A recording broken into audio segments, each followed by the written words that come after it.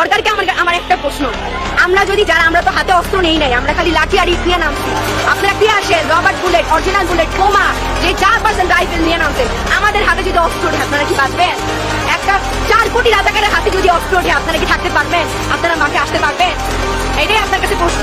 আমরা অস্ত্র ধরি না, যে হাতে কলম ধরি সে হাতে অস্ত্র ধরতে আমরা দুইবার চিন্তা করি। যে কোনো একটা গোষ্ঠী ছাড়া সমগ্র জাতির একটা, আপনি জিজ্ঞেস করেন ইন্ডিভিজুয়ালি, যদি সম্ভব হয় জিজ্ঞেস করেন, কেউ চায় না এই গভর্নমেন্ট কেয়ার, কেউ চায় না। আপনি আপনার বাচ্চাকে রেখে বাইরে যাবেন, সেই নিরাপদ নাই। হ্যালো গাইস, কেমন আছেন সবাই? আশা করি সবাই অনেক অনেক ভালো আছেন। বরাবরের মতো আমাদের নতুন আরেকটি ভিডিওতে আপনাকে স্বাগতম। আজকের ভিডিওতে আপনারা দেখবেন বর্তমান সময়ে বাংলাদেশে ঘটে যাওয়া কোটা আন্দোলন ঘিরে রাতারাতি ভাইরাল হওয়া শিক্ষার্থীদের প্রতিবাদী গর্জন এবং কলিজায় কাঁপন ধরে দেওয়ার মতো কিছু ভিডিও, যেগুলো দেখলে যে কোনো পাথরহৃদয় মানুষের চোখে পানি চলে আসবে। আমার কানে এখনো বাজে যে কারো পানি লাগবে, কত পানি আসছে এখন, কারো পানি লাগবে। তো এটা যতদিন মাথায় থাকবে ততদিন পর্যন্ত আমরা শান্তিতে ঘুমাতে পারবো না। আমার পক্ষ থেকে তো আলাদা কোনো কিছু বলার না, পুরো দেশের মানুষই একই কথা বলছে। এবং দেশের মানুষ যখন সবাই একসাথে কোনো ন্যায্য দাবি রাখে, তখন সেটা একটু হলেও মাথায় আনা দরকার যে সেটা ফেলে দেওয়ার মতো না। তো আমরা আমাদের যে ভাইরা, যে বোনগুলো মারা যাচ্ছে, যে ভাইটা মারা গেল, দেখেন যদি আপনি সুস্থ স্বাভাবিক মানুষ হন, আমরা রাত্রেবেলা ঘুমাতে পারবেন না। বুলেট আপনি দেখেছেন বাবা মায়ের রাখতো না, অভিশাপ আসমান কাঁপে, আপনাদের কাঁপে না? তার কাঁপে না? অভিশাপের ভয় হয় না? বুকগুলা ঝাঁঝরা হয়ে গেছে আমার সন্তানদের।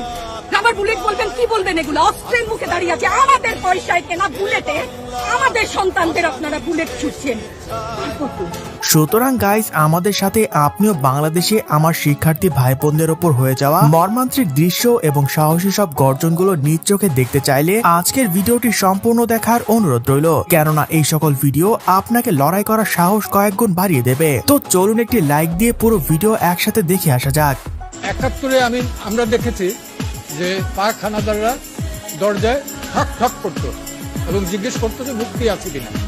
আর ২০২৪ সালে দেখলাম রাতের অন্ধকারে ২টা-৩টার সময় ঠক ঠক করে জিজ্ঞেস করে কোনো ছাত্র আছে কিনা।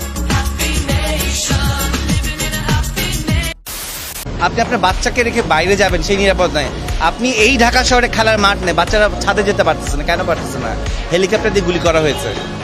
মিথ্যাইটা কয়টা সত্যকে আপনারা আড়াল করবেন? সরাসরি সরকার বিরুদ্ধে এইভাবে সাহস নিয়ে কথা বলতে কলিজা লাগে ভাই, যেটাই অভিনেতার মধ্যে আছে। সত্যি আপনাকে মন থেকে সেলুট জানাই। আমাদের আন্দোলন বলে জিনিসটাকে আলাদা করার কিছুই নাই এখন। আর এখন যে কোনো একটা গোষ্ঠী ছাড়া সমগ্র জাতির একটা, আপনি জিজ্ঞেস করেন ইন্ডিভিজুয়ালি, যদি সম্ভব হয় জিজ্ঞেস করেন, কেউ চায় না এই গভর্নমেন্ট কেয়ার, কেউ চায় না। ওই একটা মারবেন 10টা আসবো, 10টা মারবেন লক্ষ আসবো। সারা দেশের মানুষ, মা বাপ সব একসাথে দাঁড়াবে। ওদের সন্তানকে মানুষ করেছিল, আমাদের কাছে শিক্ষকদের কাছে পাঠিয়েছিল, কি জবাব দিব? আমার তো কোনো মুখ নাই, আমি শিক্ষক, আমার ভাষা নাই, তাদের কাছে হাত জোড় করে মাপ চাই, নিরাপত্তা দিতে পারি না। ছোটবেলায় বইতে পড়েছিলাম একজন শিক্ষিকা হলেন মায়ের সমতুল্য, আর আজ ছাত্রদের পাশে ওনার এই প্রতিবাদী গর্জন দেখে সত্যি মনটা ভরে গেল। সারারাত ঘুমাতে পারি না, তাই এসছি যে আজকে যদি কিছু বলে যাই এক পলক ঘুমাতে পারি। যেই বাবা মার বুকটা খালি হয়ে গেছে, তাদের ঘরে কি চলে? মনে হয় রাস্তায় শহীদ হয়ে গেলে যদি এই লজ্জা আমার কিছুটা থাকে। এই অবস্থার সুস্থ থাকা অবস্থা কি? অবস্থা একটাই, বেরোইতে হবে, বাস। আর কোনো কথা আছে? আমি যদি সুস্থ থাকতাম কিন্তু বাসায় থাকতাম, তাহলে আসলে কি লাভ হইতো? আছে না, আমি যদি সুস্থ থাকতাম বাসায় থাকতাম, তার থেকে অসুস্থতা ভালো। এই সরকারই না থাকুক, এই সরকার কি মানবে? আসলেই ছাত্র সমাজকে কোনো কিছু দিয়ে দাবিয়ে রাখা যায় না। শেষ মুহূর্ত পর্যন্ত তারা নিজের সর্বোচ্চ দিয়ে লড়াই করে যায়, কারণ ছাত্ররা হেরে গেলে হেরে যাবে একটা দেশ, একটা জাতি। নিঃসন্দেহে তুই ঠিক কথা বলেছিস।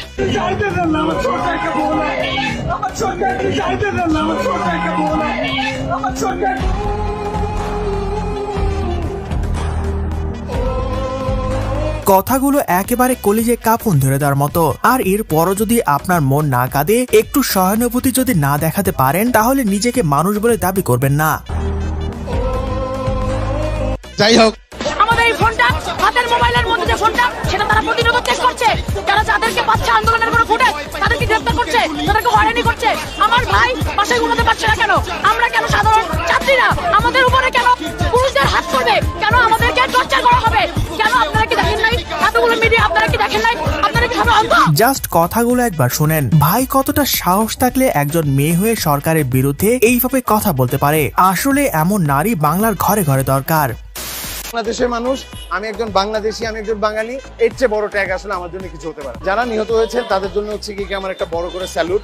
যুগে যুগে এরকম শহীদ জন্মায়, এখন এরকম শহীদ মুগ্ধ, শহীদ সাইদ এটা তৈরি হয়ে গেছে এবং ওরা আসলে আমাদেরকে নতুন দিনের পথ দেখাচ্ছে, যার কারণে আমরা আজকে রাস্তায়। আসলে একজন পরিচালক তো এমনই হওয়া দরকার। সিনেমায় যেমন তারা প্রতিবাদী হতে শেখায়, তেমনি বাস্তবে যদি সবাই ওনার মতো হতো তাহলে সবাই আরো অনেক সাহস পেত। যাই হোক, একবার যদি সব স্টুডেন্ট নাইমা যায়, এসব ছাত্রলীগ, যুবলীগ, ছাত্রদল আর পুলিশ কেউ থাকবে না, টিকবে না। আপনারা কোনো নিউজ তো ছড়ান না, একমাত্র জমিনা টিভি ছাড়া। আপনারা এখানে যত সব বাতাবি লেবু ছাড়েন, বাতাবি লেবু, বুঝছেন? একটাও ছাড়েন না, একবার মিথ্যা কথা বলবেন না। কয়টা পেয়েছেন? দেখান আপনাদের কি চ্যালেঞ্জ দেখান। বাংলাদেশের কোটি কোটি মনের কথা বলেছেন আপুটি। সত্যি প্রতিটা কলম ধরার মানুষের হাতে যদি একবার অস্ত্র উঠে যায় তাহলে রণক্ষেত্র শুরু হয়ে যাবে। আমাদের হাতে যদি অস্ত্র ওঠে আপনারা কি বাঁচবেন?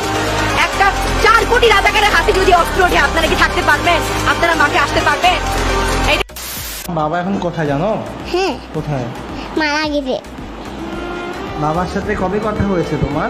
আমার হ্যাঁ, আমার হয়েছে বাবার সাথে ওই কালকে। আর বাবাকে আমি লাভ ইউ হয়েছি। ভিডিওটি দেখে বলার ভাষা হারিয়ে ফেলেছি ভাই। কথাগুলো শুনে মনের অজান্তে চোখে পানি চলে আসলো। আসলে এমন দেশ তো আমরা চাইনি। বাবাকে মোবাইলে তুমি কি বলো বলো তো? বাবাকে আই মিস ইউ বলি, আর বললাম আই লাভ ইউ। আর বাবাকে আসতে বলি। আপনি বাসায় বসে ফেসবুকে লিখতেছেন, এটারে ছোট মনে করেন না, কারণ কাজী নজরুল ইসলামের কলমের লেখাটাও কিন্তু ব্রিটিশদের মনে আগুন জ্বালাই দিছিল। তারপর ইন্টারনেট চলে আসলো, আর ইন্টারনেট আসার খুশিতে আমরা ভুলেই গেলাম যে কেন এতদিন ইন্টারনেট বন্ধ ছিল। এভাবেই শুরু থেকে ওমর ভাই কোটা আন্দোলনের শিক্ষার্থীদের পাশে দাঁড়িয়েছেন, যার জন্য উনার প্রতি সম্মান আরো বেড়ে গেল। আপনাকে মনে থাকবে আজীবন। মোবাইল চেক করা যাবে না, বিনা কারণে কাউকে তুলে নেওয়া যাবে না, নারী পুরুষের উপস্থিতি ছাড়া নারীদের ধরে নেওয়া যাবে না, এগুলো অবিলম্বে বন্ধ করতে হবে। 3 জন মহিলার ভয়ে আমাদের দেশের পুলিশ তটস্থ হয়ে রয়েছে, তারা বিশ্ববিদ্যালয়ে ঢুকলে নাকি খুব বড় সমস্যা হয়ে যায়। একই কার্ড খেলা হচ্ছে যে আমার বাবা কি করলেন সেজন্য আমি দায়ী। আমাদের সন্তানদের রক্ষা করার জন্য এসেছি, কারো বাপের প্রয়োজনে আমরা এখানে আসি। তো যাই হোক, সর্বশেষ কোটা আন্দোলনের আরো কিছু প্রতিবাদী ভাইরাল ভিডিও দেখে আসা যাক।